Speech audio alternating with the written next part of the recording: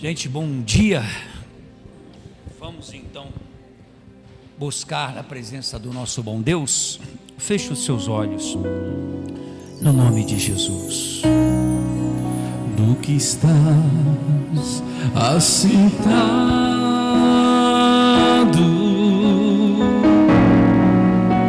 no trono,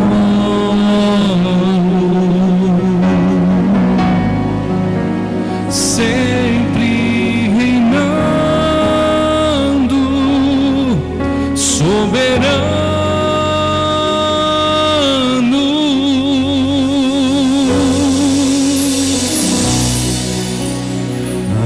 Anjos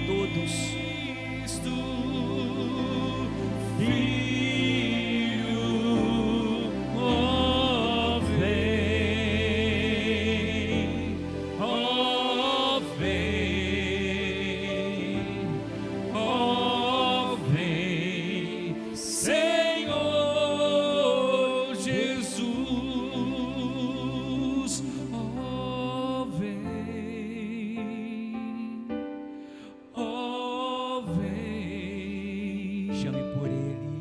Oh, vem, Senhor Jesus. O Senhor é digno e muito grande para receber todo louvor, toda honra e toda majestade. Aleluia. Grande Diga para Ele: é o Senhor, muito digno de louvor. na cidade do nosso Deus, na cidade do nosso Deus, teu santo monte, a alegria de toda a terra, a alegria de toda a terra. diga para Ele: grande,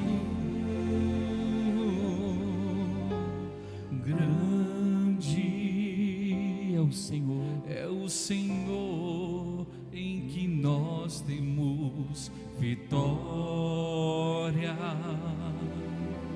que nos ajuda contra o inimigo. Por isso diante dele nos prostramos.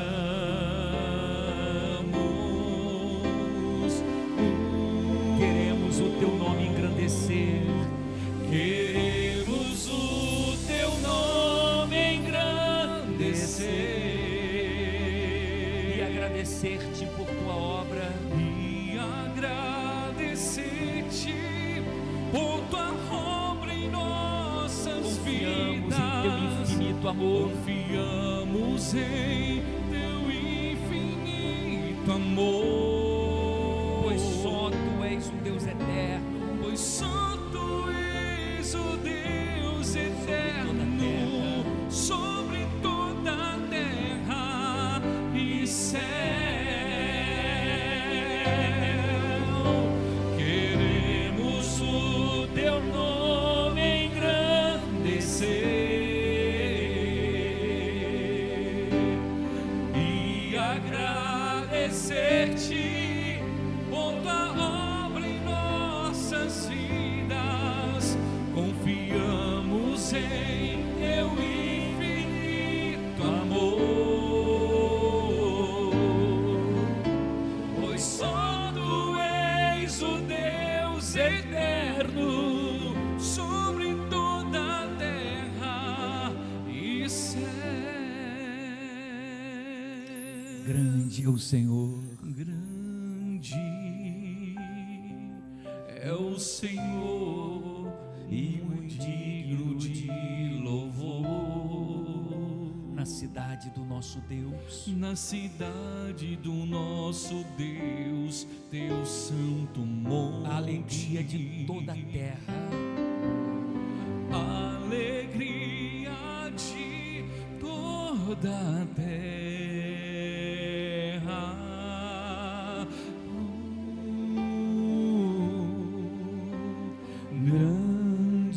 Grande é o Senhor e muito nós temos vitória, que nos ajuda contra o inimigo, que nos ajuda contra o inimigo. por isso diante dele nos prostramos, Por isso diante dele nos prostramos.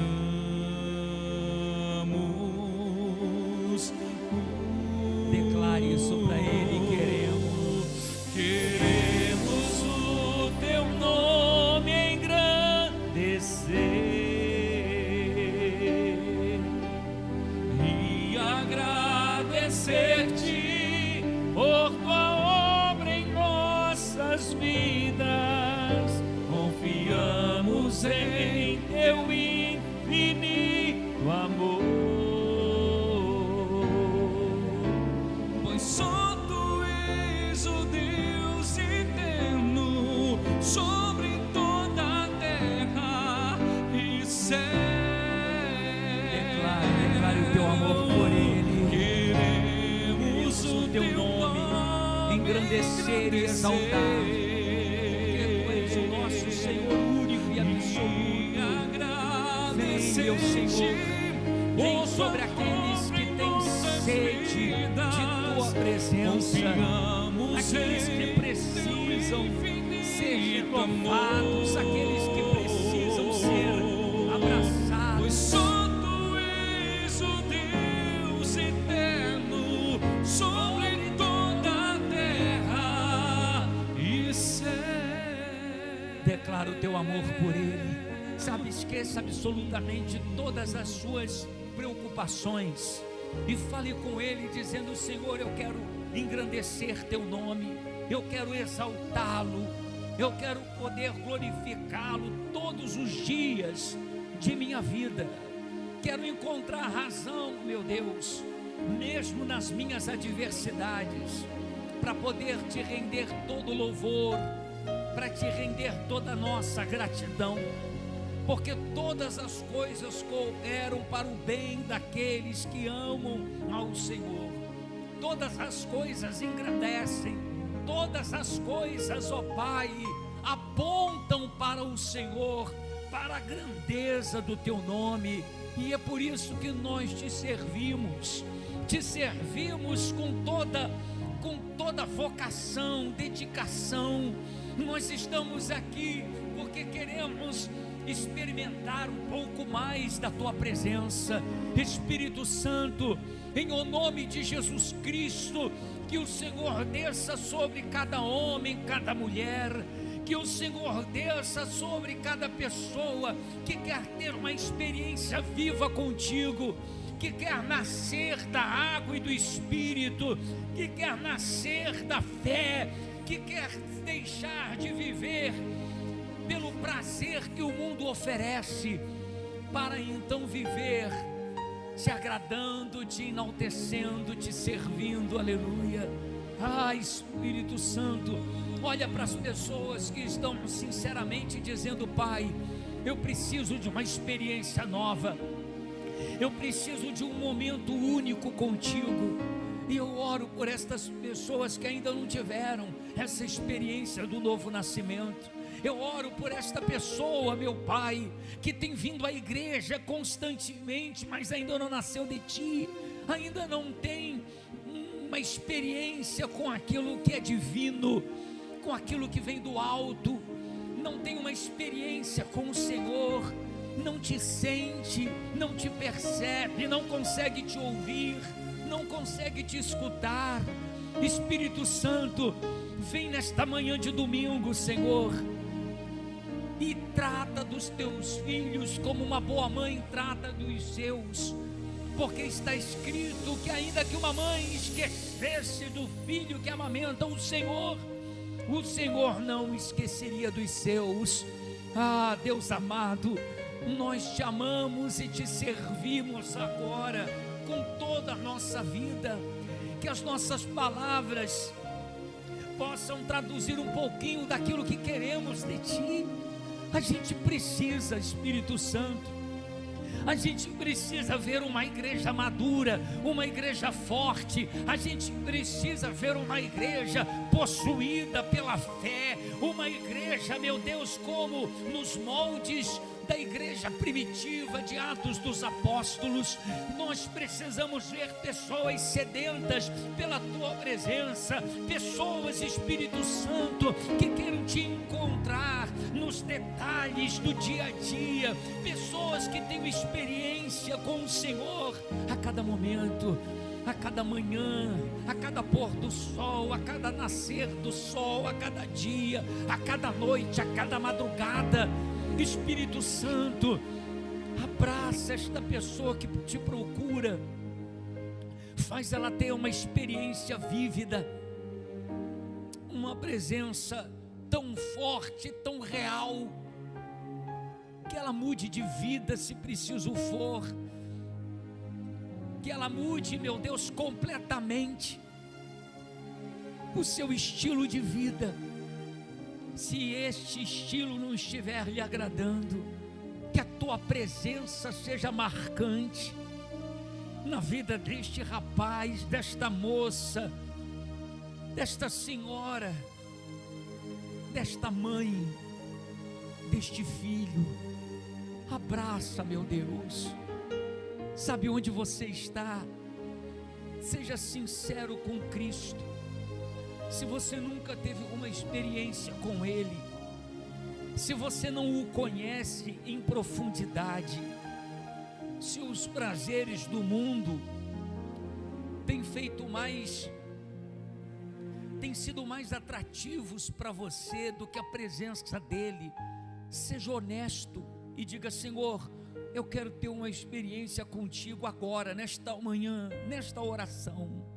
Eu quero ser revestido pela tua presença, eu quero ser revestido pelo teu poder, eu quero nascer da água e do Espírito, eu quero nascer de ti de tal maneira, Espírito Santo, que eu não tenha olhos para o mundo ou para os prazeres que ele oferece. Eu preciso de uma experiência real. Sabe, você menina, moço, rapaz, adolescente, fecha os teus olhos, não se distraia, não agora, não se distraia com as tuas unhas, com os teus cabelos, com as pessoas transitando na igreja, não, agora é o momento de você se concentrar e de você falar: Pai, eu preciso te conhecer. Fala com Ele. Se você não tem prazer na oração, diga isso para Ele, diga: Senhor, eu oro, mas eu não tenho prazer na oração, eu não tenho prazer em ler a palavra, eu não tenho prazer em cumprir os teus mandamentos. Me ajuda, porque eu não quero vir à igreja por vir, eu não quero vir à igreja para dizer que eu tenho uma religião, que eu tenho uma igreja que eu frequento. Eu não quero vir à igreja por causa do meu filho, pai, marido, esposa. Eu quero estar aqui, meu Pai, porque eu quero mais e mais te amar, eu quero mais e mais te conhecer. Então, Espírito Santo, encontra o coração desta pessoa contrito, investigue essa igreja. Sim, meu Deus, o mais íntimo de dentro dela, investiga de maneira minuciosa, vai examinando cada coração, e aquele coração, por mais duro que seja, mas que seja sincero, toque nele, Senhor, mude ele, Espírito Santo, transforma. Que esse novo nascimento venha nesta manhã, que ela tenha uma experiência com o Senhor, que ela nunca mais volte a ser quem ela era. Sabe, rasga o teu coração na presença dEle, diga para Ele: Senhor, eu preciso te conhecer. Não procure palavras bonitas não, somente com os olhos fechados e com o coração aberto, diga para Ele: Senhor, me ajuda a te querer, me ajude a te amar, me ajude a te servir, me ajude a ser fiel ao Senhor, me ajude, é o que eu te peço. Tem que nascer da água, tem que nascer de Deus, tem que nascer Espírito Santo, para ser um filho, para ser um filho de Deus, tem que nascer na água, tem que nascer de Deus, tem que nascer do Espírito Santo, para ser um filho, para ser um filho de Deus. O mundo tem o que esquecer, a velha vida abandonar, a velha vida abandonar. Tenho que olhar para Cristo, orar também, vigiar. Tenho que obedecer em tudo,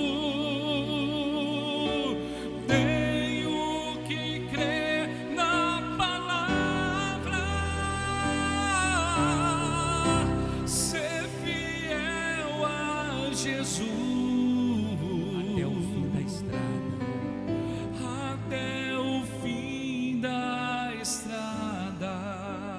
Por alguns instantes, não diga nada, só por alguns instantes. Às vezes você tem vindo à igreja, você tem sentado na cadeira e você nunca teve uma experiência com Jesus. Eu sei que isso é frustrante, mas se você lá no fundo de sua alma, caso você seja uma destas pessoas, você conhece o pastor, conhece a igreja, conhece os seus companheiros de fé, mas talvez, quem sabe, você ainda não conhece a Cristo. Quando a gente conhece a Jesus, o nosso estilo de vida muda, os nossos pensamentos mudam, o nosso desejo pela oração é intenso, o nosso desejo e amor pela palavra de Deus é absurdo. Se você não sente nada disso, fala para Jesus e diga: Senhor, eu preciso nascer de novo, eu preciso nascer do Espírito. Porque quando a pessoa só vem à igreja, quando uma pessoa só tem conhecimento raso, superficial, o tempo vai cansando ela, a igreja vai se tornando chata, as orações vão se tornando pesadas, a leitura da palavra vai sendo esquecida, os jejuns já não serão mais praticados com frequência, o amor por servir a Deus vai se distanciando, se esfriando, e nos tornamos os fariseus da época de Jesus, os escribas que conheciam a letra, mas estavam sem espírito, sem força, sem fé. Ah, meu Pai, escolha cada pessoa que aqui está, cujo coração for sincero, e faça desta canção exatamente a sua oração. Eu tenho que nascer da água, eu tenho que nascer do Espírito. Nascer da água é nascer da palavra de Deus, porque Cristo disse: vós já estáis limpos por causa da palavra que tens ouvido. Nascer do Espírito é você ser cheio da presença dEle. Às vezes o culto é pesado, o culto às vezes demora os minutos ou as horas a se passarem, porque nada é interessante. E não é por questão de um músico, um teclado, um coral, um pastor famoso, não. Não é pela ausência disso que um culto é pesado, é pela ausência da presença do Espírito de Deus na vida do indivíduo. Então fala com Ele, diga para Ele: Senhor, isso é verdade.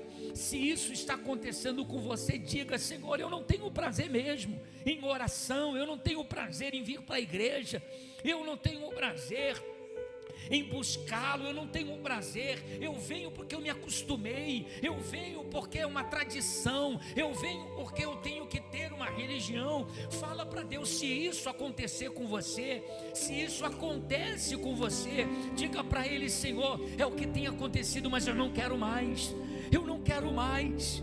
Então agora rasga o teu coração e fala: Jesus, eu preciso de uma nova experiência, eu preciso te conhecer, eu preciso ter amor pela tua palavra, pelos teus mandamentos. Eu não posso escolher o que eu devo obedecer e o que não devo obedecer, o que eu devo praticar e o que eu não devo praticar. Eu não posso escolher. A tua palavra não é uma caixinha de bombons que eu escolho alguns que mais me apetece enquanto descarto outros. Não, a tua palavra é toda inspiração, a tua palavra é toda ela me serve para te conhecer, para praticar aquilo que o Senhor quer que eu pratique. Então, Espírito Santo, olha para a oração desta pessoa que está rasgando o coração diante de ti, para esta mulher, para este homem que talvez durante anos a fio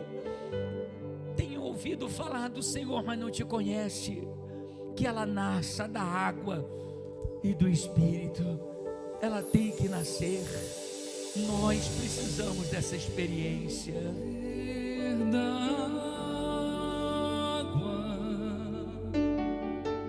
tem que nascer de Deus, tem que nascer no Espírito Santo para ser um filho de Deus, tem que nascer da água, tem que nascer de Deus, tem que nascer do Espírito Santo para ser um filho de Deus. O mundo tem o que esquecer, a velha vida abandonar. Tenho que ouvir para Cristo, orar também, vigiar, orar também, vigiar. que obedecê-lo em tudo, Tenho que obedecer em tudo. tenho que crer na palavra, Tenho que crer na palavra, ser fiel a Jesus até o fim da estrada.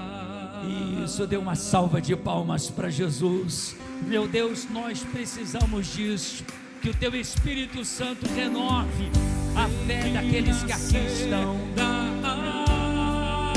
água, tem que nascer de Deus, tem que nascer do Espírito Santo para ser um filho de Deus, tem que nascer.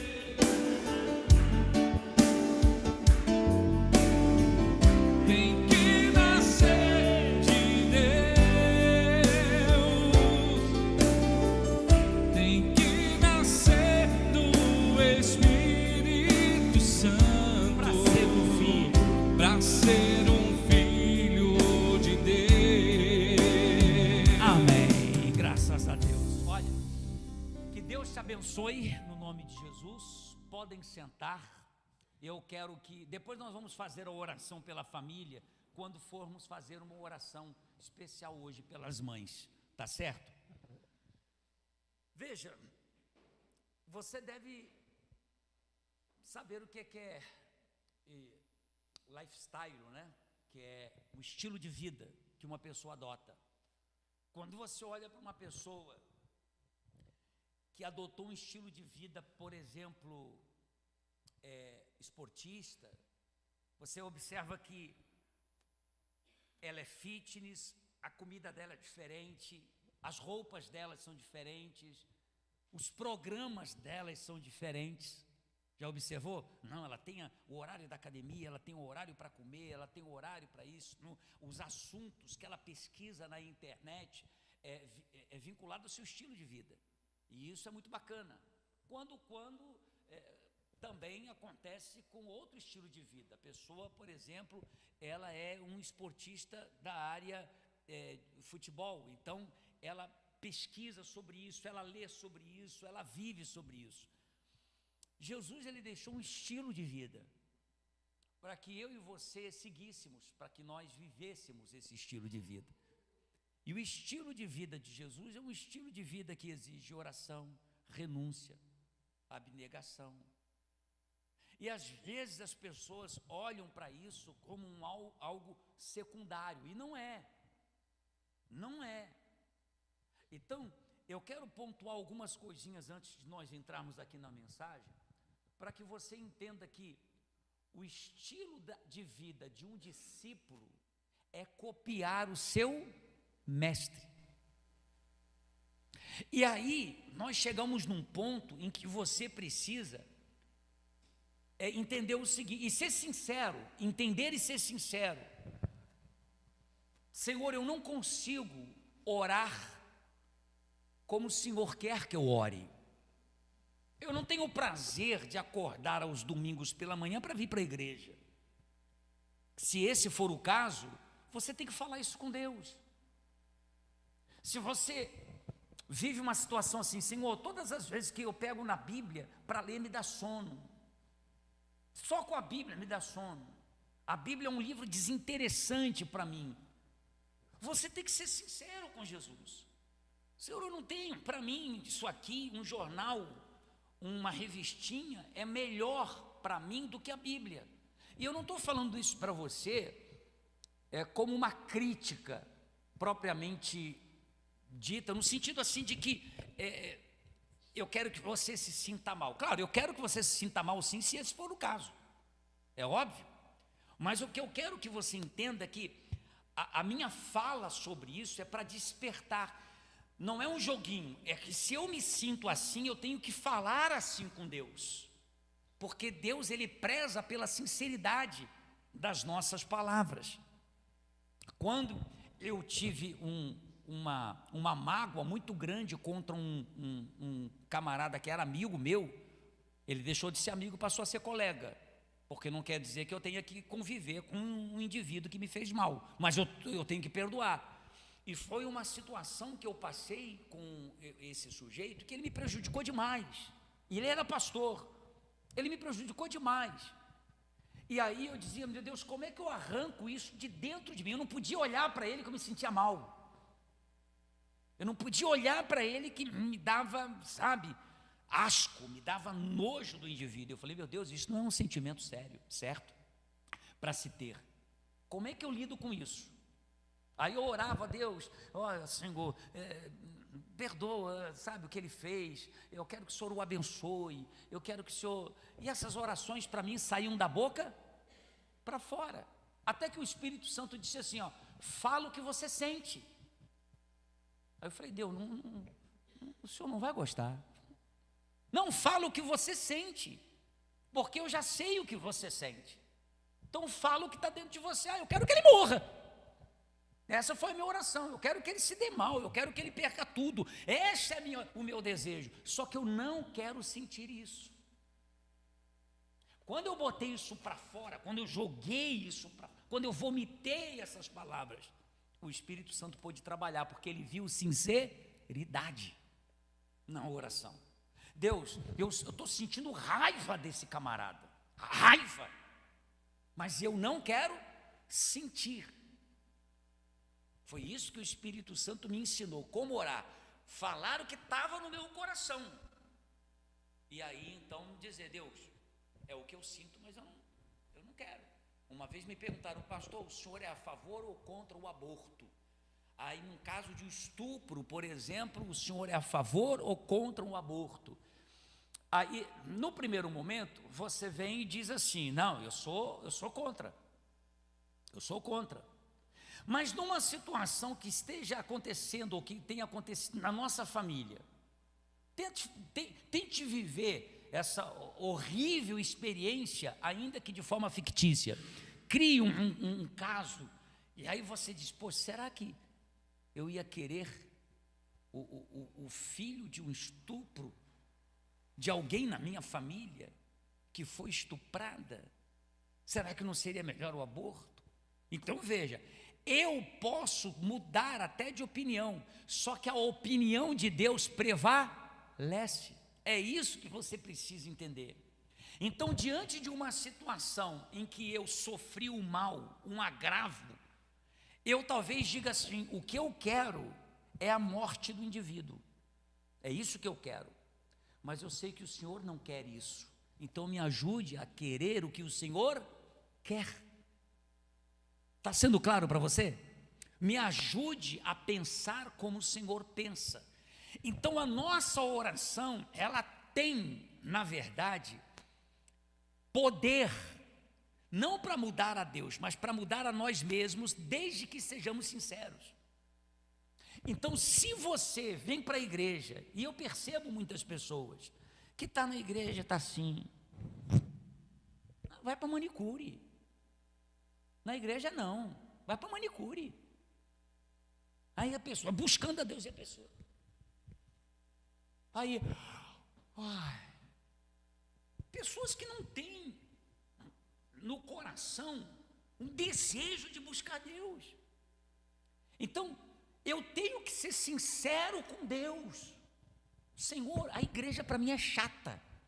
E eu não quero sentir isso. Porque se eu chego para a igreja, eu cumpri meu papel, fui na igreja hoje, graças a Deus. Amém. Agora só domingo que vem eu volto. Lembre-se, né, que eu falei que as pessoas estão fazendo da igreja uma igreja prostituta, que estão fazendo, como assim uma igreja prostituta? A prostituta vive de programas, e eu não posso viver de programas. Eu não posso viver de momentos. A oração para mim, ela tem que ser realmente uma fala com Deus, com toda reverência, com todo respeito. Quem já foi numa audiência aqui, pessoal? Uma audiência, diante do juiz. Nossa, pessoal, tudo isso? Jesus, vocês arrumam treta, hein? Então, você está lá, todo mundo. Que eu lembre, pessoal, eu também. Então, vamos lá. Você, diante do juiz, você não se comporta de qualquer jeito. Ou se comporta? Duvido. E se você o trata de uma forma irreverente, ele te chama atenção. Vossa Excelência, por favor, se dirija a mim como Vossa Excelência. É um comedor de feijão como qualquer outro, mas ele quer o respeito que ele supostamente tem direito. E aí você tem que chamá-lo como tal. Você sequer pode adentrar ao tribunal com qualquer vestimenta. Sequer você pode se dirigir ou usar qualquer palavra. Você está diante de um juiz. O ambiente exige ali o respeito na sua fala, em como você se dirige ao outro. Mas aí com Deus as pessoas têm uma ideia assim: Deus é pai. Deus, ele é pai no sentido primeiro das escrituras. Porque hoje você chama o teu pai de coroa. Não estou dizendo que todos aqui chamam, mas é normal. Ô coroa, ô velho. Normal entre aspas, não deveria ser, né? Mas tudo bem. Aí, as pessoas têm uma ideia de que Deus, por ser pai, ele é ou deve ser tratado assim. Não, porque pai, quando nós entendemos a figura de Deus como pai, é nos moldes bíblicos, em que o pai merecia todo o respeito do mundo, em que os filhos só se assentavam à mesa se o pai estivesse na mesa. Os seus filhos só poderiam comer se o seu pai desse liberdade para que seus filhos dessem a primeira garfada. Enquanto o pai não estivesse à mesa, ninguém se atrevia a sentar-se à mesa para comer antes da figura do pai. O pai era chamado de senhor. Ele tinha acesso, os filhos tinham acesso ao pai, mas os seus pais, o pai, ele tinha acesso, o pai tinha autoridade suprema sobre os seus filhos. Era o pai que abençoava o seu filho, dizendo se ele teria sucesso ou não, dando a bênção sobre os filhos. Essa é a figura do pai na Bíblia, não é a figura do pai do mundo moderno. Ah, meu pai querido, meu pai amado, meu paizinho, na ideia de que ele é aquele camarada legal. Não, peraí, ele mas toda a reverência seja dada a ele. Ele diz assim: se eu sou o pai, já leram isso em Malaquias? Se eu sou o pai, onde está o respeito para comigo? Deus fala sobre isso.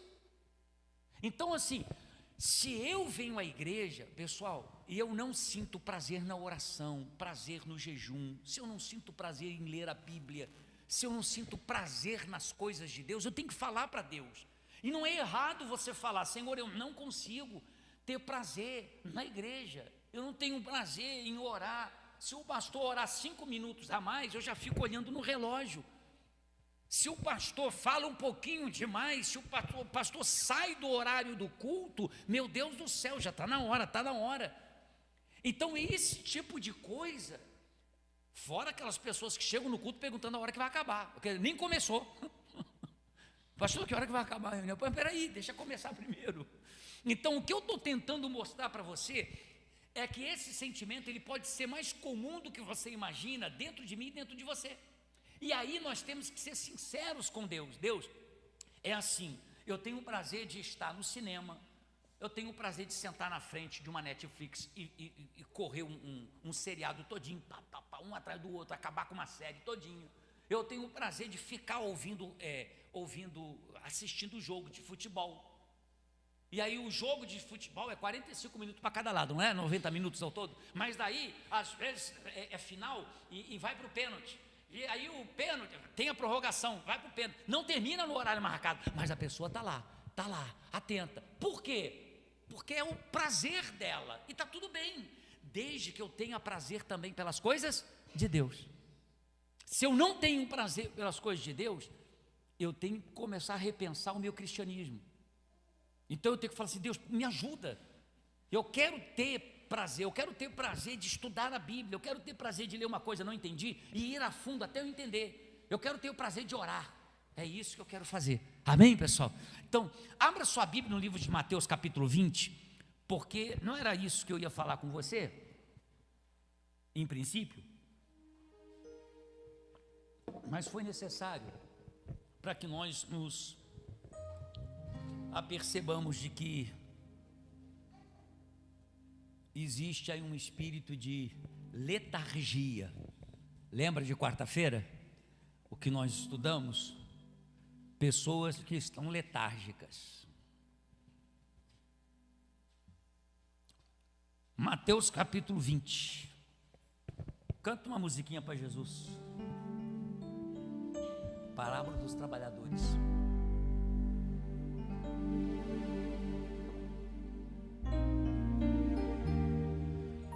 Fala, Jesus querido, fala-me. Se você encontrou, só curva a sua cabeça e feche os seus olhos. Fala com tua bondade. Fica ao pé de mim, Senhor. Fica ao pé de mim. Diga assim, meu coração aberto está pra tua voz ouvir. Enche-me de louvores e gozo pra te servir. Senhor Espírito Santo, fala com a gente nesta manhã, para que nós tenhamos a direção do Senhor, para que a gente ouça a tua palavra, para que a gente escute o que o Senhor quer nos dizer, em o nome de Jesus, amém. A parábola dos trabalhadores, ela é um tanto extensa, possui 16 versículos, então nós vamos lendo ela e vamos pontuando algumas coisas, para que a gente não faça uma leitura primeiro, para depois voltar e pontuar algumas lições que a gente pode tirar dela. A parábola dos trabalhadores começa assim, ó: pois o reino dos céus é como um proprietário que saiu de manhã cedo para contratar trabalhadores para a sua vinha. Veja, era muito comum os trabalhadores serem contratados de manhã muito cedo para desenvolver qualquer que fosse o trabalho na vinha, no campo, na colheita, etc. Mas quem fazia essa contratação, obviamente que não era o proprietário. Era o gerente, era o administrador, não o proprietário. Jesus começa a contar uma parábola falando que o proprietário, dizendo que o reino dos céus é como um proprietário, o dono da coisa, que saiu de manhã cedo para contratar trabalhadores, para procurar pessoas que pudessem servir a ele na sua vinha. E essa figura do proprietário não é outra senão a do próprio Deus. do próprio Cristo aqui. E aí ele diz, ele continua, ele combinou pagar-lhe 1 denário pelo dia. Acho que eu pulei um versículo, né? Cedo para contar, não, está certo, trabalhadores da sua vinha, versículo 2. Ele combinou pagar-lhes 1 denário pelo dia e mandou-os para a sua vinha. 1 denário era uma moeda de prata que equivalia ao valor da diária de um trabalhador braçal. Então ele disse assim, ó, vocês estão aqui, 6 horas da manhã, vocês estão aqui, vão trabalhar na minha vinha. Quanto que vocês vão ganhar? 1 denário, tá bom para vocês? Ah, ok, então vocês podem ir para a minha vinha, vão trabalhar. Por volta das 9 horas da manhã, ele, o proprietário, saiu e viu outros que estavam desocupados na praça. E lhes disse, vão também trabalhar na minha vinha e eu lhes pagarei o que for justo. Vamos lá. Para o primeiro grupo, ele prometeu pagar o quê? 1 denário. Para o segundo grupo, o terceiro e o segundo e o terceiro, ele já não prometeu 1 denário, ele disse que pagaria o que é justo. Então ele diz assim, por volta das 9 horas da manhã ele saiu e viu outros que estavam desocupados na praça, e lhes disse, vão trabalhar na minha vinha, e eu lhes pagarei o que for justo. E eles foram. Saindo outra vez, por volta do meio-dia e das 3 horas da tarde, fez a mesma coisa. Então, 9 da manhã, meio-dia e 3 da tarde, o acordo era, eu vou pagar para vocês o que for justo. O primeiro grupo que começou de manhã cedinho, vou pagar 1 denário. Aí por volta das 5 horas da tarde, já quase para fechar o caixa, para fechar o dia, diz a Bíblia que saindo por volta das 5 da tarde, encontrou ainda outros que estavam desocupados. E lhes perguntou, por que vocês estiveram aqui desocupados o dia todo? Porque ninguém nos contratou, responderam eles. E ele lhes disse, vão vocês também trabalhar na minha vinha. Bom, já para o último grupo, Jesus, o administrador, o proprietário, não prometeu absolutamente nada. Veja só, o proprietário nada mais é, ou ninguém mais é do que o próprio Deus. O que Deus espera de mim e de você quando nós o conhecemos como Senhor de nossas vidas? É que nós o sirvamos de alguma maneira.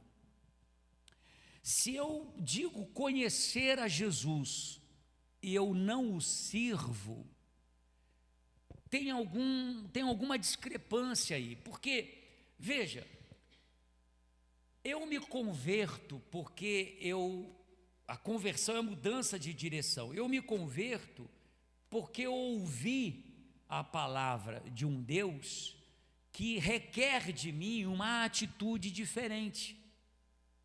Então eu digo que eu conheci esse Deus, que me converti, mas eu não consigo mais fazer aquilo, eu não consigo fazer aquilo que Deus espera que eu faça. É como se eu me colocasse a serviço de Deus, mas sem querer trabalhar para Ele. E o que Ele espera de nós, de mim e de você, é que nós executemos alguma coisa para o seu reino. Não faz sentido, pessoal, nenhum, você conhecer Jesus e você ficar vindo todo domingo na igreja, toda quarta-feira, toda sexta-feira, ou toda quinta-feira, simplesmente para ouvir a palavra. Isso não tem o menor sentido. É como se você colocasse um filho no colégio para que ele ficasse a vida inteira estudando para se formar e nunca se forma. Não, eu coloquei meu filho para ele ser um engenheiro. Ele está estudando porque ele quer ser engenheiro. Faz quantos anos que ele estuda? 30 anos. Ele está estudando 30 anos, mas a faculdade é 5. Não, mas o meu filho está 30 anos na faculdade estudando. Ah, pastor, e eu tenho um filho que está estudando para arquiteto. Ele tem 50 anos que está estudando. Ou ele nunca se forma, nunca exerce a profissão. Então, pessoas que vêm e conhecem a Deus, mas ela nunca se predispõe a trabalhar para o reino. Veja, o reino dos céus é como um proprietário que saiu cedo de manhã para contratar trabalhadores para a sua vinha. Então imagine aí o reino dos céus como uma grande vinha e Deus procurando pessoas para encaixar nas tarefas que esta grande vinha tem. Aí a pergunta é, eu digo ter conhecido a Deus e me rendido a Ele, mas eu não me enquadro em nada, nenhuma parte dessa vinha, não existe nenhuma tarefa a qual eu posso desempenhar. Eu vou à igreja, ouço a palavra, me alimento do Espírito Santo, me encho da presença de Deus em alguns momentos, mas para ir para casa e depois nada mais. Já ouviu falar que a obesidade mata? Sim ou não? A obesidade espiritual também. A obesidade espiritual é como a obesidade intelectual. Você já percebeu que tem gente que é muito inteligente, mas não é sábia? O que é inteligência? É acúmulo de conhecimento. O que é sabedoria? É o poder de aplicar aquilo que você conhece à sua vida, para facilitar a sua vida, para você ter sucesso, para você prosperar, para você vencer, para você deslanchar. Há muita gente inteligente, mas não sábia. São pessoas que estão cheias de conhecimento. Você conversa com determinadas pessoas, elas conhecem de tudo elas conhecem. Elas sabem falar sobre medicina, elas sabem falar sobre arquitetura, elas sabem falar sobre remédio. Olha, esse remédio é bom para isso. Elas sabem falar sobre política, elas sabem falar sobre a Bíblia. Por incrível que pareça, há uma inteligência surreal, mas você vê que ela não é nem um pouquinho sábia, porque ela não consegue colocar isso em prática. Então são pessoas que estão na igreja, ouvindo a palavra, mas não estão servindo a Deus. E gente, veja só, servir a Deus não é você falar de Jesus para quando você vai no padeiro, ou quando você encontra alguém sofrendo. Isso é mais do que a sua obrigação, mais do que a minha obrigação.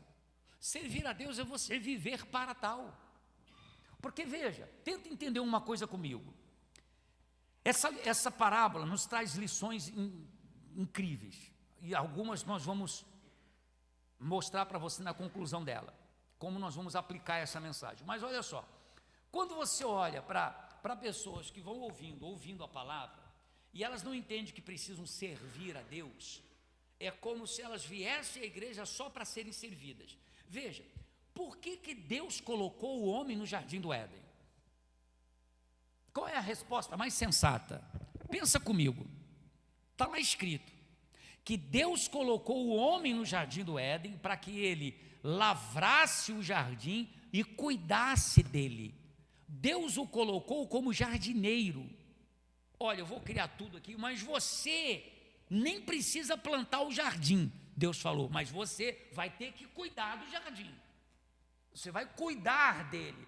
E a única coisa que Deus deu para ele fazer, ele não fez. Porque se ele estivesse cuidando do jardim, Satanás não teria entrado. Porque a gente sempre fala assim, né? Poxa, Satanás, o primeiro pecado de Adão e Eva foi darem ouvido para Satanás. Eu penso um pouquinho diferente. Eu penso que o primeiro pecado de Adão e Eva foi não cumprir o papel para o qual eles foram chamados, que era guardar o jardim. Porque se tivesse guardado o jardim, Satanás não teria entrado. Até porque, quando eles pecaram, o que Deus fez com Adão e Eva? Os expulsou do paraíso e colocou anjos ali de guarda para que eles não retornassem. Por que eles não fizeram aquilo que Deus teve que fazer? Deus chamou Adão e Eva para que eles servissem a terra, o seu reino recém-implantado, guardando o jardim. Então, você acha que Deus encontrou você? Muitos aqui Deus tirou da prostituição, tirou do vício, tirou da beira da morte, tirou da doença, tirou do vazio existencial. Você acha que Deus te tirou para quê? Para você vir todos os domingos na igreja, sentar aí e cantar com a gente? Fala Jesus que... Tem alguma coisa errada. Jesus não os chamou para isso. Jesus não o chamou para você ficar recebendo, Jesus o chamou para que você dê, para que você entregue, para que você se doe. Foi para isso que Jesus o chamou. Gente, se Deus estivesse interessado só na sua alma, você teria conhecido Jesus hoje, e no minuto segundo, Deus teria tirado a sua vida, porque você já estaria salvo. Mas o fato de Jesus ter encontrado você e deixado você com vida, é para que você possa transbordar essa vida para outras pessoas. E não pense você que diga assim: ah, pastor, eu não sou uma pessoa preparada para servir a Deus, porque eu não tenho um conhecimento bíblico necessário, porque eu não quero, eu não posso, não tenho condição de fazer aquilo que outros fazem. Quem te disse isso? Maria, mãe de Jesus, olha, viajei agora. A mulher samaritana, ela teve um encontro com Jesus. Quem era a mulher samaritana? Uma mulher que vivia no pecado da imoralidade. Ela já tinha tido 5 maridos e o atual nem marido era. Pensa numa mulher devassa. Era a tal samaritana. Aí ela teve um encontro com Jesus. Ela estava lá pegando sobre os seus ombros um vaso, pegando água. Não era só abrir a torneira, né, como hoje. Ela tinha que andar e ir lá no poço pegar água, uma tarefa importantíssima que cabia às mulheres. E quando ela teve um encontro com Jesus, diz a Bíblia que ela deixou o vaso de lado e foi anunciar que ela havia encontrado o Cristo. Percebe isso? Qual era o conhecimento que ela tinha das Escrituras, até porque ela era uma samaritana? Qual era o conhecimento que ela tinha da palavra de Deus?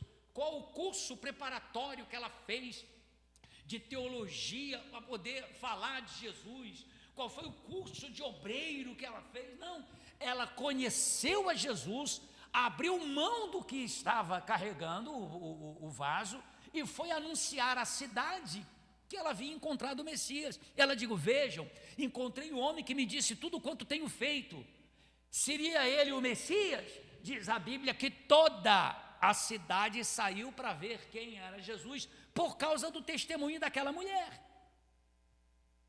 Mas aí, às vezes, pessoal, a pessoa vem à igreja, ouve uma palavra que talvez até mexa com ela, mas ela não encontra forças para levar esta mesma palavra a outros que ainda não conhecem o autor da palavra.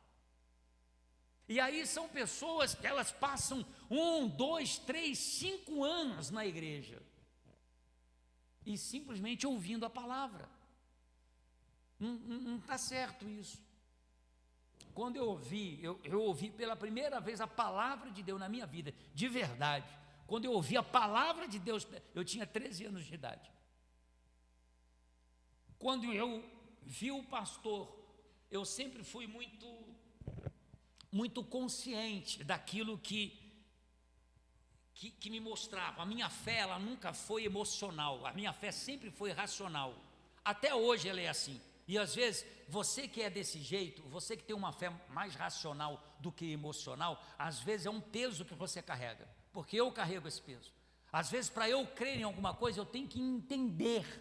E às vezes Deus fala assim: meu filho, não tem coisa que não dá para entender, você não pode entender. Mas eu fico dizendo: mas eu preciso entender. Para mim, não é suficiente você dizer que 2 mais 2 são 4. A minha cabeça funciona, 2 mais 2 são 4. Por quê? Você entende? Pastor, que é isso? Pois é, eu sofro com isso, e talvez muitos de vocês sofrem com isso também. E porque às vezes nós somos assim, eu estou dizendo às pessoas que são iguais a mim, você tem a obrigação de buscar respostas que às vezes, diga-se de passagem, nem tem. Deus nem quer revelar para você. Mas você tem que encontrar, porque por A mais B, você quer entender a fim de que você coloque a sua fé ali na palavra. Então, quando eu me converti, o pastor começou a mostrar um texto para mim. Eu falei, pô, mamãe, mas tem razão. O que ele está mostrando aqui, pô, tem razão. E eu não era um católico relaxado, como diz. Eu sou católico não praticante. Eu praticava. Eu ia à missa 2 vezes na semana. Toda quinta-feira e todo domingo eu estava na missa. Então ninguém pode dizer, não, pastor, não, eu era um garoto religioso. Eu era um garoto religioso. Mas quando um pastor me mostrou textos na Bíblia, que diga-se de passagem, eu estava acostumado com alguns deles, porque eu lia a Bíblia, a minha catequese, eu lembro de textos, de páginas, que era a Bíblia era ilustrada, de textos e páginas que o catequista me mostrou até o dia de hoje. Já se passaram mais de 40 anos e eu lembro das pregações do catequista. Então veja, quando um pastor começou a me mostrar o texto, eu falei, pô, é verdade. A minha fé é um pouco mais racional e realmente, o A mais A aqui dá B, o B mais C dá D, então eu tenho que mudar a minha forma de pensar, de crer e de agir, porque está escrito, é verdade. Foi assim a minha conversão. E com 8 meses depois, com quase 14 anos, eu já estava fazendo reuniões em bairros, falando de Jesus, o pouco que eu conhecia, que diga-se de passagem, não era nada. Porque o que um garoto de 14 anos conhece? Você entende? Então estava eu lá reunindo as pessoas em bairros e mostrando Jesus para as pessoas, com 8 meses depois.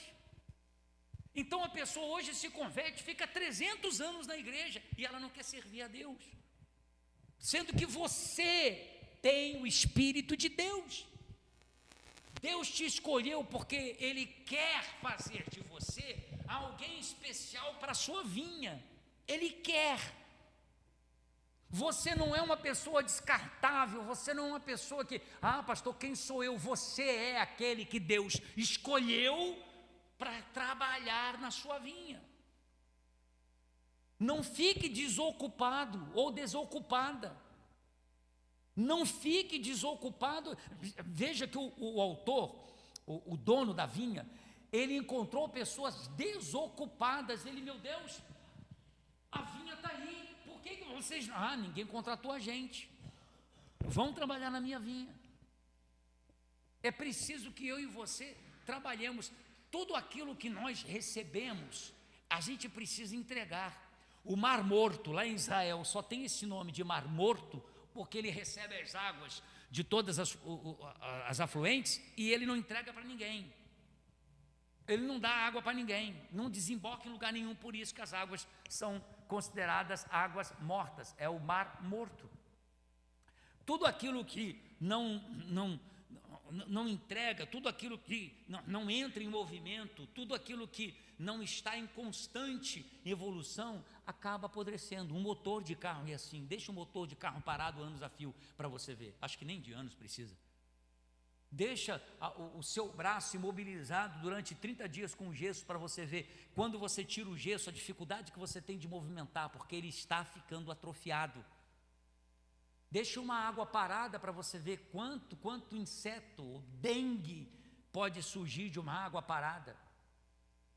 Então uma fé parada, pessoal, uma fé parada, uma pessoa que conheceu a Jesus, que diga-se de passagem, a Bíblia diz que o Espírito Santo desceu sobre 120 discípulos e se você observar, um dos batedores do Espírito Santo, um dos sinais que vieram à frente da descida do Espírito Santo, foi um barulho como um vento impetuoso. Veio um barulho como um vento. Qual é a definição de vento? Ar em movimento. Se eu recebo o Espírito Santo, eu entro em movimento do reino de Deus. Eu me movimento para fazer o reino de Deus acontecer. E aí eu quero fazer uma pergunta reflexiva para você. O que você tem feito para mover o reino de Deus? Não, pastor, eu dou minha oferta, eu dou meu dízimo. Gente, isso aí é mais do que obrigação de qualquer cristão. Não, pastor, eu oro. É o teu dever. Às vezes a pessoa ela entende assim, não, porque eu dou meu dízimo, dou a minha oferta, eu venho na igreja, você acha que é um bom cristão? Não, pessoal, isso é a mesma coisa que você dizer assim, eu pago meus impostos, mais do que a tua obrigação, mais do que a minha obrigação. E não pago imposto para você vender. Se o leão não vai na tua casa, se a Polícia Federal não bate lá, para reaver os milhões que você tem sonegado. O que eu estou tentando mostrar para você é que não adianta você fazer as coisas que Deus espera que você faça. Porque quando você fizer tudo aquilo que você faz, Jesus disse assim, diga, eu sou um servo inútil. Já percebeu isso? Que dureza? É aquele trabalhador que fala, não, mas eu trabalhei, hoje eu vendi para caramba na empresa. Ué, mas você foi contratado para vender? Você quer o quê? Quer um troféu? Não, você foi contratado para vender. Não, hoje eu cheguei na empresa, eu trabalhei e tal. Não, você foi contratado para isso. Você quer o quê? Parabéns? Entende? Então assim é com Deus. Deus nos salvou para que a gente salvasse. Hoje eu evangelizei uma pessoa. Deus, você ouviu? Aí Deus falando, ué, mas é para isso que tu está na terra, seu infeliz. Senão eu te tiro daí. Tu abre os olhos, hein? Você só está na terra depois que você me conheceu para você tornar o meu nome conhecido entre tantos outros. É preciso que você e eu entendamos que Deus nos contratou para fazermos papel de trabalhadores na sua vinha. Compreende isso? Deus quer que você faça alguma coisa, não é normal. Gente, todas as vezes que você tenta justificar o que você fez, ou talvez até aquilo que você não fez, apresentando desculpas, etc. Deus, lá no fundo, já anteviu tudo isso. Deus já conhece, Deus sabe quem nós somos. Deus sabe quem nós somos. É preciso que a gente entenda que a parábola dos trabalhadores é uma palavra tão atual quanto. Então a pergunta é, por exemplo, lá na tua rua, onde você mora, as pessoas sabem que você é do reino de Deus? Um amigo meu disse que tinha ficado 2 anos numa empresa, e ele contou isso com vantagem, dizendo, acredita que nunca souberam que eu ia à igreja? E eu falei assim, que pena. Porque você não precisa nem anunciar, só pelo fato de você, o seu estilo de vida, seu vocabulário, como você se apresenta, como você mostra, como você reage às situações, eles vão saber que você é diferente, ou deveria saber que é diferente. Se esse meu colega passou 2 anos trabalhando numa empresa sem nunca saber que era cristão, é porque de fato ele nunca tinha sido. Porque o cristão, ele é visto não por aquilo que ele fala, não por aquilo que ele se veste. O cristão, ele é visto pela sua atitude, pela sua forma de pensar, pelo seu estilo de vida como um todo. Então, o que eu tenho feito pelo reino de Deus? Honestamente, pessoal, quando você olha para a igreja, você vê cadeiras vazias, isso te incomoda? Porque se te incomoda, são esses lugares que devem ser preenchidos também por você.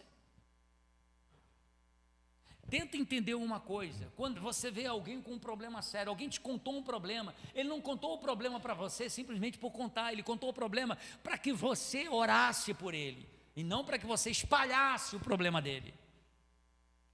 Se Deus fez com que alguém contasse, se você consegue diagnosticar algum problema no meio da igreja, no seio da igreja, se você consegue diagnosticar um problema, uma falha, uma deficiência, se você conseguiu ver isso, é porque Deus mostrou para você, a fim de que você trabalhe para consertar.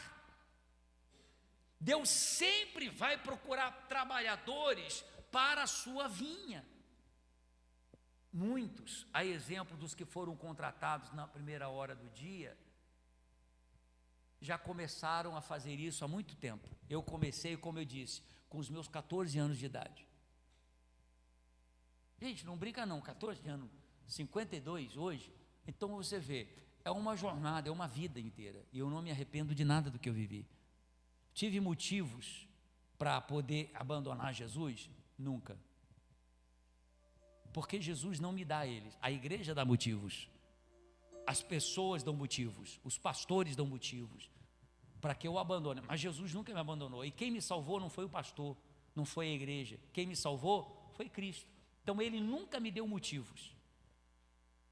Tive situações difíceis ao longo da minha jornada como cristão, sim, várias, mas nenhuma delas me levou para longe de Deus. Sabe por quê? Porque está escrito que nada poderia me separar do amor de Cristo, nada, nem morte, nem outra criatura, nem nada, nem Godzilla, já que ele fala de criatura. Nada pode me separar do amor de Cristo. Se eu assim o quiser, nada pode separar-me do amor de Cristo, absolutamente nada. Ah, pastor, sabe o que é? Porque eu parei de ir na igreja porque o pastor lá é muito cavalo. O pastor dá muito coice. O pastor lá eu parei de ir na igreja, pastor, porque o pastor só fala de dízimo e de oferta. Eu parei da igreja, pastor, porque o irmãozinho lá fez uma fofoca de mim. Eu te pergunto, Jesus falou mal de você? Não. Jesus te deu algum coice? Não. Jesus, ele te obriga a dar mais do que você tem? Não. Então, qual o motivo de eu abandonar a Deus, se são os outros que me fazem o que fazem? Então, abra os seus olhos para essa realidade. Você é o trabalhador dessa parábola. Eu comecei, talvez, contratado por Jesus por 1 denário. Só que vem os outros grupos, aqui Jesus não prometeu nada. E Jesus disse, vamos trabalhar, eu vou pagar o que é justo. E veio o terceiro e último grupo, que Jesus nem prometeu nada, vamos trabalhar. E eles foram trabalhar. São aquelas pessoas que vão começar a se decidir a servir a Deus, talvez no último minuto da sua vida. Não que ela tenha que esperar, mas talvez porque uma palavra como hoje tenha despertado você, ou venha despertar você, e assim outras tantas pessoas talvez também vão ser despertadas na última hora. Mas sabe qual é o bacana desta mensagem? É que quando Jesus, o dono da vinha, foi fazer o pagamento, olha o que aconteceu no versículo 9, no versículo 8: ao cair da tarde, o dono da vinha disse ao seu administrador, chame os trabalhadores e pague-os os salários, começando com os últimos contratados e terminando nos primeiros. Começando com os últimos, os que trabalharam só 1 hora. Vieram os trabalhadores contratados por volta das 5 horas da tarde, e cada um recebeu 1 denário. Quando vieram os que tinham sido contratados primeiro, esperavam receber mais, mas cada um deles recebeu também 1 denário. Você imagina? Olha para mim e preste atenção nisso. Eu contratei ele para ele trabalhar o dia inteiro por mim, vou te dar 1 denário. E depois eu contratei ele às 5 da tarde, vai lá trabalhar na minha vinha. Aí eu chamo eles no final, vou começar a pagar. Vou te dar 1 denário, tá? Você trabalhou aí e tal. Ele que foi contratado para receber 1 denário e trabalhou o dia todo, já ficou na expectativa. Se ele que trabalhou 1 hora recebeu 1 denário, eu vou receber muito mais. O que Jesus foi? O dono da vinha foi lá e deu 1 denário também. Porque o que havia sido combinado? 1 denário com ele. Existem pessoas, e isso me lembra de uma coisa que aconteceu numa quarta-feira aqui na igreja. Nós estávamos pregando sobre a misericórdia de Deus, sobre o perdão de Deus, e eu disse que mesmo uma pessoa que matou, roubou, estuprou e fez tantas e tantas coisas erradas, se ela se arrepender, mesmo que seja na última hora, arrependimento sincero, real, Deus a salva. Aí uma senhora levantou a mão e disse assim, pastor, mas eu acho isso injusto. E eu até falei com ela, por isso que a senhora é a senhora e Deus é Deus. Imagine se Deus fosse a senhora, a gente estaria perdido. Porque a sua visão de justiça é muito diferente da de Deus. Tenta entender isso. E aqui está a resposta para pessoas que pensam assim. E eu vou mostrar uma coisa para você, que é a mais pura realidade. Você quer ver como muita gente prega o evangelho, mas na verdade não vive o evangelho? Você lembra daquele ator que matou a Daniela Pérez, Acho que é Pérez. Você lembra o Guilherme de Pádua? Ele matou. Um crime hediondo. O cara merecia, na minha opinião, ele merecia perpétua. Perpétua. Talvez, quem sabe, até pena de morte. Na minha opinião de Círio Moraes. Mas aí o indivíduo vem e se arrepende dos seus pecados. Nada contra a pena ele teria que cumprir. Se fosse perpétua, ele teria que ficar na perpétua. Ah, mas se arrependeu. Não interessa, ele tirou uma vida, fica na perpétua. Ele tem que trabalhar para pagar todo o sofrimento, inclusive financeiramente, do que ele causou àquela menina, àquela família. Assim deveria ser. Aliás, a Bíblia ensina sobre isso. A Bíblia fala uma coisa muito bacana. Por exemplo, eu venho aqui e roubo o celular dele. É um iPhone. Sei lá, 15 mil. Roubou. Sabe o que a Bíblia ensina? A Bíblia não ensina a prender o camarada. Não faz sentido. Ué, eu quero ser ressarcido. Sabe o que a Bíblia manda fazer? A Bíblia manda fazer o ladrão pagar 7 vezes mais do que roubou. Não é bacana isso? Isso é bacana. Então, por exemplo, eu tive o meu celular, me roubaram o meu celular, 10 mil. Ele vai ter que me pagar 70 mil. Ele vai ter que trabalhar para pagar os 70 mil. Enquanto ele não me pagar os 70 mil, ele não está perdoado da dívida. Aí hoje prende um ladrão que fica lá 1 ano, 2 anos e sai, ele continua fazendo a mesma coisa, e quem foi roubado fica no prejuízo. Então a Bíblia é muito mais justa, porque roubou, tem que fazer isso. O sujeito matou alguém, beleza, ele vai ficar agora como escravo da família. É ele que vai ter que viver a vida inteira trabalhando para sustentar a família, porque ele tirou o pai de família daquela família. Então ele vai ter que trabalhar a vida inteira, até morrer, para sustentar a família do pai que ele matou. Ué, aí faz sentido, ainda que seja preso, mas senão não compensa essa penalidade. Você entende isso? O Guilherme de Pádua, voltando ao caso dele, ele se arrependeu. Eu estou partindo da ideia de que ele se arrependeu de verdade. Eu estou partindo da ideia que ele se arrependeu de verdade. Pode ser que não sei, mas estou partindo da ideia que ele se arrependeu. Eu te pergunto, a sociedade perdoou ele? Inclusive gente que se diz cristã. Pastores que se dizem cristãos. Não perdoaram ele. Não, como é que pode? Ele agora está fazendo isso, ele está fazendo aquilo outro, como pode? Mas espera aí, ele se arrependeu. O evangelho é mudança de vida. Olha que loucura. E você sabia que tem gente na igreja que pensa assim também? Você sabia que tem gente na igreja que, por exemplo, um estuprador estuprou alguém da sua família, se ele se arrepende, eu não estou dizendo que é fácil, gente, mas eu estou dizendo que se ele se arrepende de verdade, ele merece o perdão de quem? Ele merece o perdão de Deus. Esse é o evangelho. Eu não estou dizendo que é fácil, não estou dizendo que é fácil aceitar, que é fácil perdoar. Eu estou dizendo que o evangelho diz que Deus perdoa. Agora, se Deus perdoa e a pessoa não perdoa, ela tem que se lembrar da oração do Pai Nosso.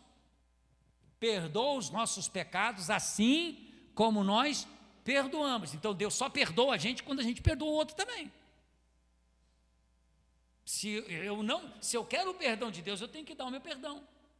Então você vê que o evangelho, infelizmente, ele é pregado, vivido de uma maneira muito superficial. Pois bem, quando você olha para esse texto, você vê que os discípulos ficaram, os da parábola aqui, ficaram malucos. Como é que o senhor pode dar 1 denário para quem trabalhou o dia inteiro e o mesmo denário para quem trabalhou só 1 hora? Aí Jesus diz assim, que é o dono que é representado aqui pelo dono da vinha. Mas cada um deles, quando começar, versículo 11, quando receberam, começaram a se queixar do proprietário da vinha, dizendo-lhe: estes homens contratados por último trabalharam apenas 1 hora, e o Senhor os igualou a nós, que suportamos o peso do trabalho e o calor do dia? Mas ele respondeu a um deles: amigo, não estou sendo injusto com você. Primeiro, porque você não concordou em trabalhar comigo por 1 denário. Primeiro, o meu acordo com você não desaprova o acordo que eu fiz com outro. Às vezes eu digo assim: olha, ô Júnior, eu vou te pagar 10 mil reais pelo serviço. Aí eu contrato ele para fazer algo igual, ó, eu vou te pagar 5 mil. Aí quando eu faço o pagamento, nossa, o pastor pagou 10 mil. Mas vem cá, quando eu te ofereci, não ofereci 5 mil? Então por que agora você está reclamando? Porque viu o outro que deu 10 mil. Aí olha o que Jesus diz, ele fala assim: receba o que é seu e vá. Eu quero dar o que foi contratado por último, o mesmo que lhe dei. Não tenho o direito de fazer o que eu quero com o meu dinheiro? Ou você está com inveja porque sou generoso? Assim os últimos serão primeiros e os primeiros serão últimos. Fiquem de pé, por favor, pessoal.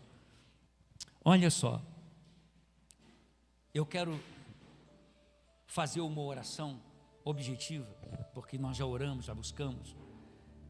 Eu só queria que você entendesse o seguinte, que não importa, existem pessoas que vão se converter ainda depois de você, que nem foram alcançadas ainda, nem foram cansadas, mas vão receber lá no final a mesma oportunidade que eu e você, porque Jesus não leva em consideração o tempo que fazemos. Eu não lembro o ano, eu fui assaltado dentro da igreja por 5 homens armados. Passado alguns anos, vem um pastor e me apresenta um rapaz. E aí, pastor, você sabe quem é ele aqui? Eu falei, não, um rapazinho que está começando na igreja. Tá. O senhor não lembra dele, não?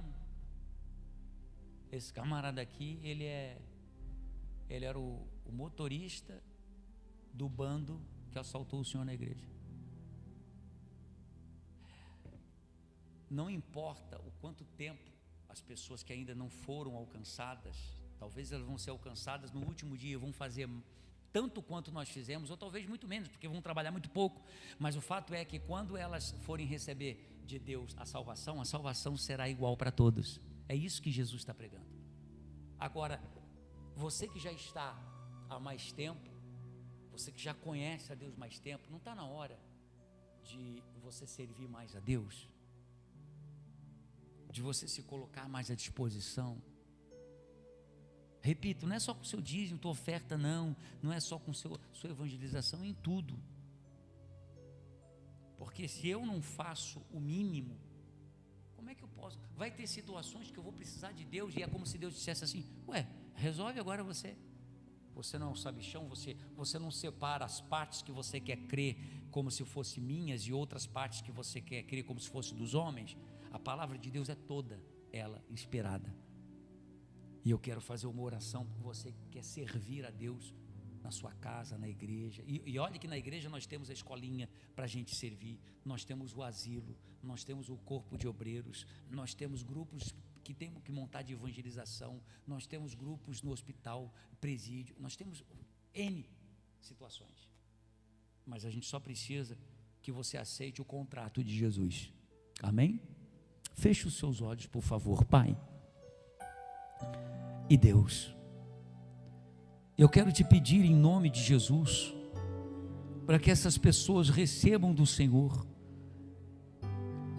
esta palavra como um incentivo para elas trabalharem em função do teu reino, em função da tua obra, em função daquilo que está escrito.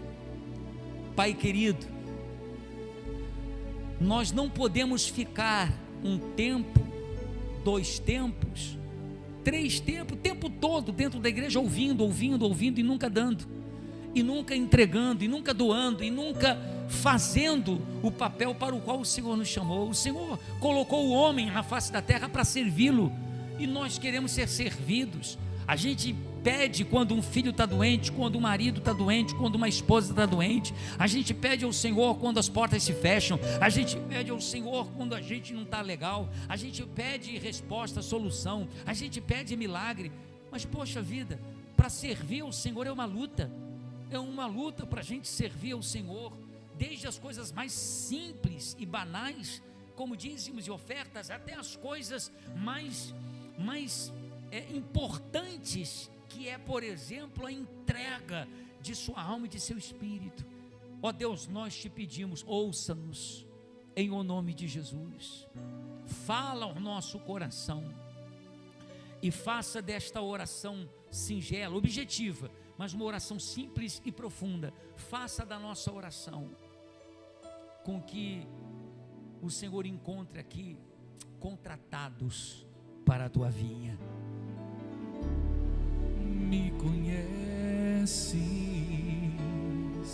sabes tudo que eu preciso antes mesmo de falar.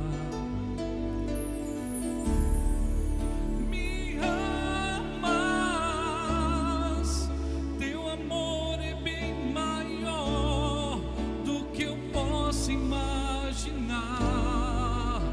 Não quero ser só apenas o teu servo, quero atrair teu olhar de amor, Senhor. Eu venho a ti como um filho que te ama. Tudo que eu quero é estar perto de ti, Senhor.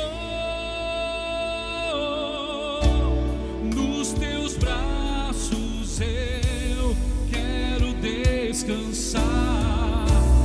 Correndo irei pra te abraçar, meu Pai. Tu és a minha herança, meu Pai, razão da minha vida, meu Pai.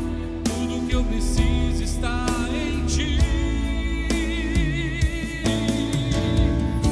Eu quero estar na casa do Pai, comer em tua mesa, meu Pai. Tudo que eu sou é para ti, vivo só pra ti. Amém. Olha, que o Espírito Santo possa preparar você para servir. Amém? Para você fazer mais para o reino de Deus. Eu vou pedir a sua oferta, porque a gente vai fazer oração pelas mães. Tem uma apresentaçãozinha aqui de mais ou menos 2 horas e 40 minutos das crianças. É coisa rápida. Daqui a pouco, só um minutinho. Você que e tem um presente para a mãe mais velha. A mãe que tiver 112, 115.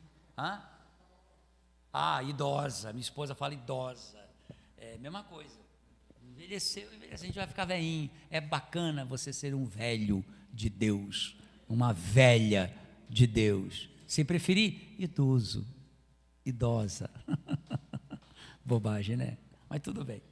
Você que vai fazer a sua oferta, deixa eu explicar uma coisa para você. Tem um texto na Bíblia, eu não vou ler isso para você, para a gente não demorar. Mas você já ouviu falar aquele versículo que diz assim, ó, aqueles que têm os olhos maus e os olhos bons. Já ouviu esse versículo? Que se os teus olhos forem bons, todo o teu corpo será iluminado. Se os teus olhos forem maus, talvez você não tenha ideia do que isso signifique, mas o contexto em que ele está, leia em casa, é Mateus capítulo 6, leia em casa, fala que os olhos bons, trata-se de nada mais, nada menos do que ser generoso, e olhos maus, ser os avarentos, porque está exatamente em um contexto onde Jesus está falando de amor ao dinheiro. É muito interessante isso. Então, se você diz, pastor, eu tenho no meu coração o desejo de abençoar a igreja, você tem o poder de abençoar. Nós vamos fazer oração pelos dizimistas, e você que trouxe o seu dízimo ou a sua oferta, traga aqui na frente, vem cantando aqui. Se você precisar do QR Code, do cartão, traz a sua oferta, o seu dízimo. Você que está em casa, queira fazer a sua oferta, o seu dízimo, vem na fé. Abra a janela do céu sobre mim e derrama bênção sem